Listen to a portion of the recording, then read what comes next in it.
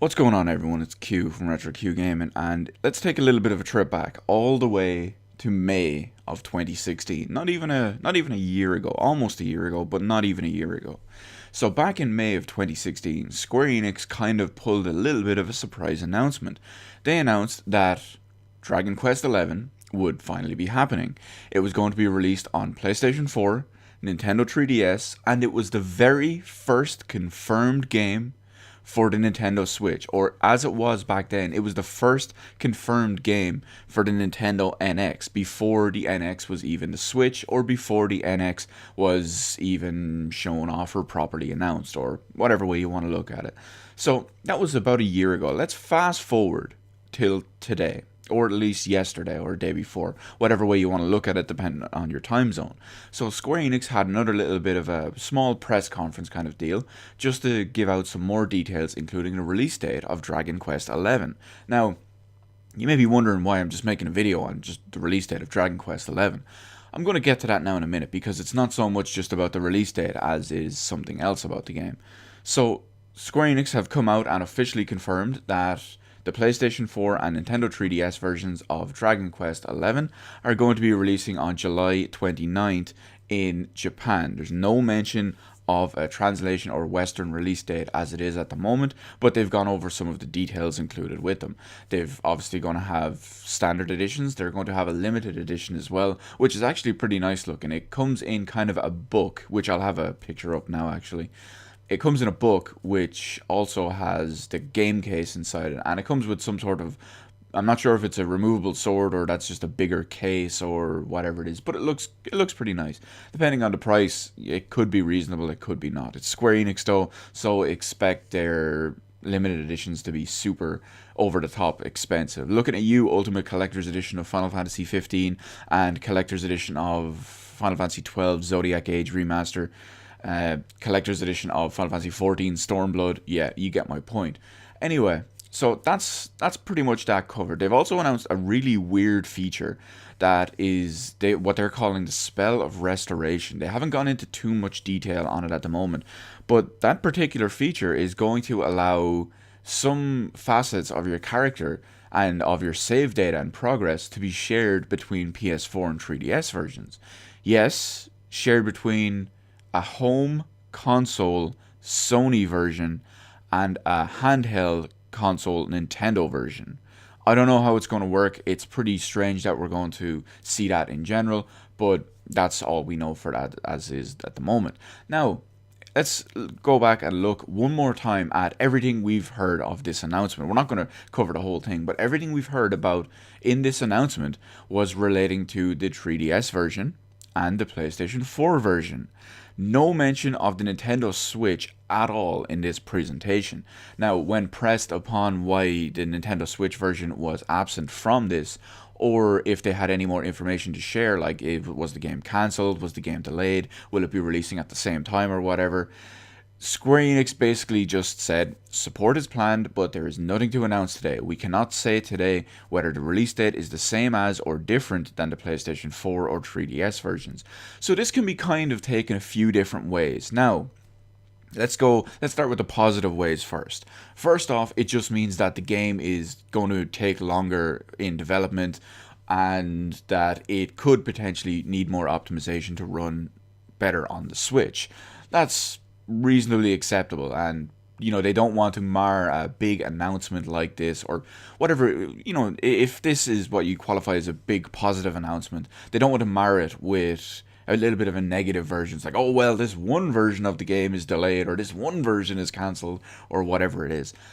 At the same time, they could just be holding off the announcement for something separately, especially because the Nintendo Switch is a brand new console. The console has been out for 5 weeks now, and when it comes to Switch announcements and Switch release dates and things like that, and Switch games, Nintendo are playing it very strange. You remember before the whole run up of the actual Nintendo Switch's releases, the Nintendo basically forbade everyone from talking about Nintendo Switch games and confirming Nintendo Switch games or details about Nintendo Switch games.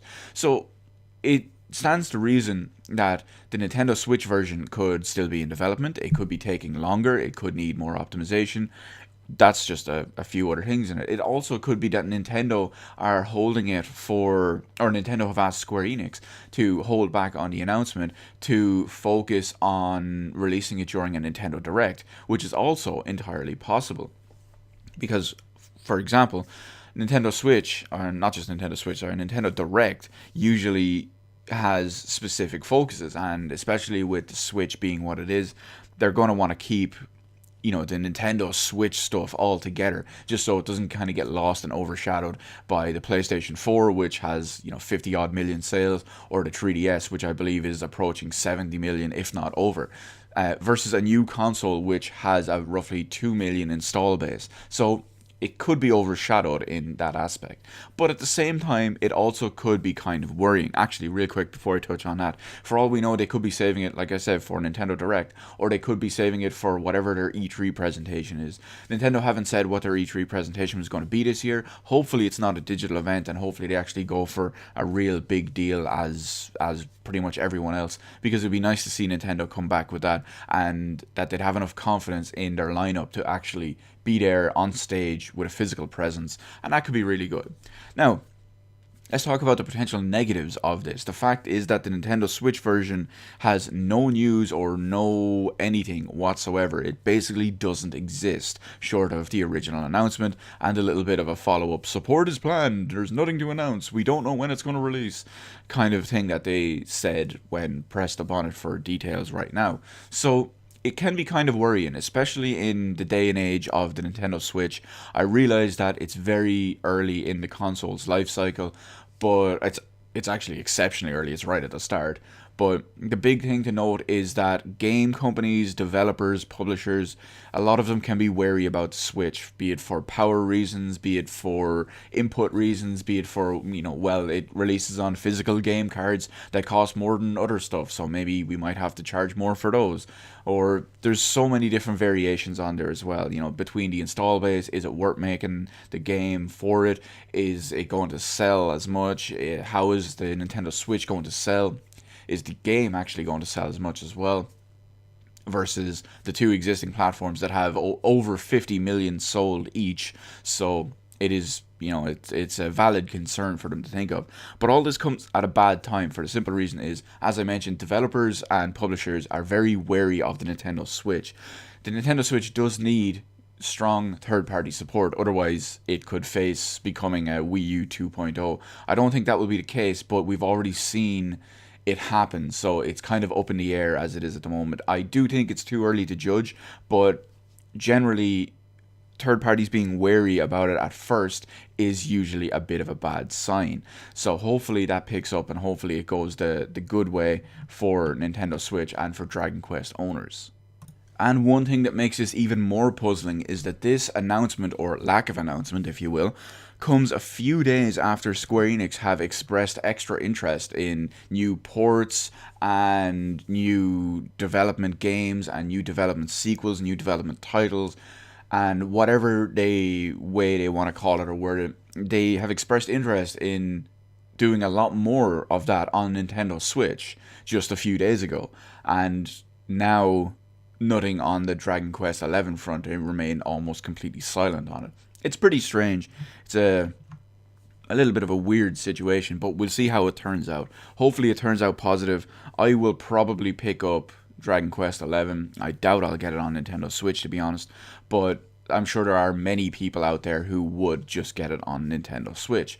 So as it is at the moment, we'll wait and see what the announcement is, or what the eventual announcement is. Will we see it during the Nintendo Direct tonight? Will we see it during a future Nintendo Direct, or whatever Nintendo are going to do with E3?